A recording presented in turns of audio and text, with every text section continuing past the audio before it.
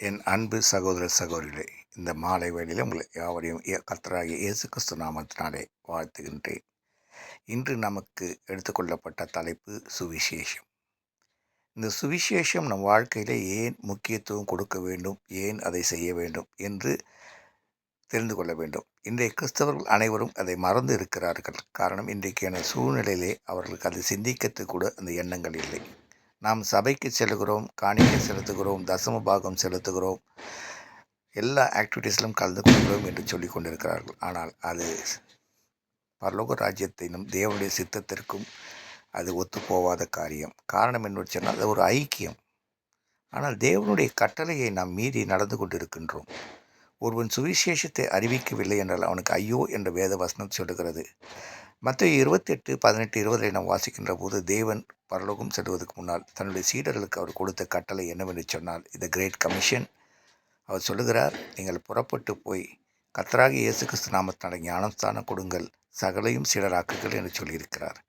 அந்த வசனத்தின் பிரகாரமாக யாரெல்லாம் நாம் தொடர்ச்சியாக ஞானஸ்தானம் பெற்று சீடராகி வருகிறோமோ, நாம் யாவரும் அவருடைய சீடர்களே. அந்த சீடர்களுடைய பணி சீடர்களை ஆக்குவதே என்பது நாம் புரிந்து கொள்ள வேண்டும். இது தேவனுடைய ராஜ்யத்தின் ஒரு திட்டமாகும். ரோமர் 1:14 சொல்லுது, கிறிஸ்துவின் சுவிசேஷத்தை குறித்து நாம் வெட்கப்படக்கூடாது. இது முதலாவது எல்லாருக்கும் இருக்கக்கூடிய ஒரு தயக்கம். எப்படி சுவிசேஷத்தை நாம் அறிவிப்பது என்ற வெட்கம். நம்ம சொசைட்டியில் நம்மளை என்ன நினைத்து கொள்வார்கள், எப்படி நம்மளை செய்வார்கள் என்று அனைத்திலையும் வெட்கப்படுகிறது. அப்படிப்பட்ட வெட்கம் இருக்கக்கூடாது. சுவிசேஷம் தேவனுடைய சத்தியத்தை அறிவிக்கின்ற ஒரு விஷயம். காரணம், அவருடைய பிறப்பு, வந்தது, நோக்கம், சிலுவை மரணம், இதை அனைத்தையும் ஒரு மக்கள் புரிந்து கொள்ள வேண்டும்.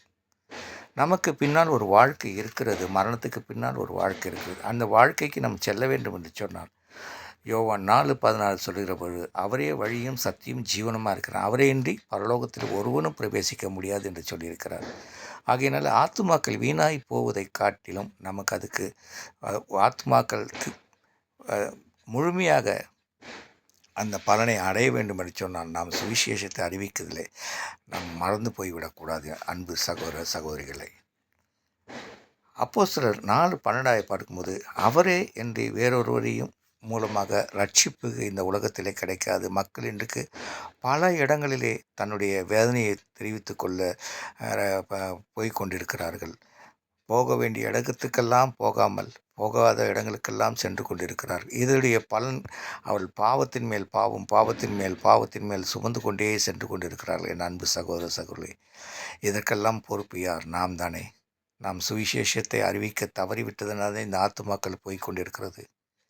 நீங்கள் நினைத்து பாருங்கள், யாருக்கெல்லாம் சுவிசேஷம் அறிவிக்கலாம் என்று. முதலாவது ஆரம்பிங்கள் உங்கள் வீட்டில் தெருவில் இருக்கிறவர்களுக்கு, உங்கள் வீட்டுக்கு வருகிற கடைக்காரர்களுக்கு, பேப்பர் போடுகிறவன், மில்க்மேன், வெஜிடபிள் பர்சன், நீங்கள் அன்றாடம் செல்லக்கூடிய காய்கறி கடைகள், மளிகை கடைகள் போன்ற இடங்களிலே சுவிசேஷத்தை அறிவிங்கள். உங்கள் வேலை செய்கிற இடங்களிலே ஆரம்பியுங்கள்.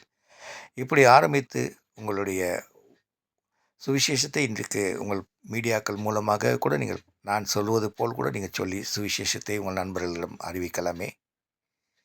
ஆகையினாலே என் அன்பு சகோதர சகோதரிகளே, இன்று உங்களுக்கு தேவன் வந்து அழைத்தால் நீங்கள் அவருக்கு என்ன பதில் சொல்லுவீர்கள்? ஆகையினாலே எப்போதும் நீங்கள் இந்த பரலோக ராஜ்யத்தை சென்றடைவதற்கு சிலராகி தயாராகி கடைசி ஃபைனல் எக்ஸாமில் தோற்று போய்விடுவது போல அந்த நேரத்திலே நீங்கள் உங்கள் தேவனிடத்திலிருந்து விலகி விடாதீர்கள். காரணம், சுவிசேஷத்தை அறிவிக்கவில்லை என்றால் உங்களுக்கு ஐயோ என்று தேவன் சொல்லியிருக்கிறதை மீண்டுமாக உங்களுக்கு நினைவுபடுத்த விரும்புகின்றேன். ஆகையினாலே என் அன்புக்குரிய சகோதர சகோதரிகளே, இதை மிகவும் உன்னிப்பாக கவனித்து கேட்டு நீங்கள் செயல்படுங்கள். ஆகையினாலே மீண்டுமாக நான் உங்களை நினைவுபடுத்துகிறேன். சுவிசேஷம் ஒவ்வொரு கிறிஸ்தவருக்கும் முக்கியமான ஆற்றப்பட வேண்டிய ஒரு கடமையாக அமைந்திருக்கிறது. நாம் ஜெபம் செய்வோம். எங்கள் அன்பு தகப்பனே, இந்த அருமையான இந்த மாலை வேளையிலே நாங்கள் உங்களோடு இருந்து இந்த சுவிசேஷத்தை குறித்து நாங்கள் தியானித்திருக்கிறோம் அப்பா.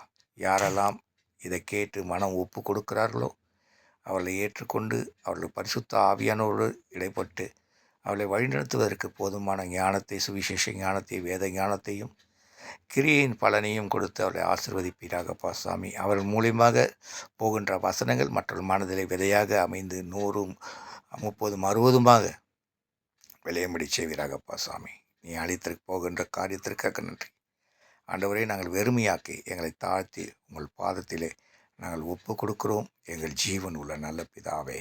ஆமேன். கர்த்தர் தாமே உங்களை யாவரையும் ஆசீர்வதிப்பாராக. Have a good day. Good night. Take care.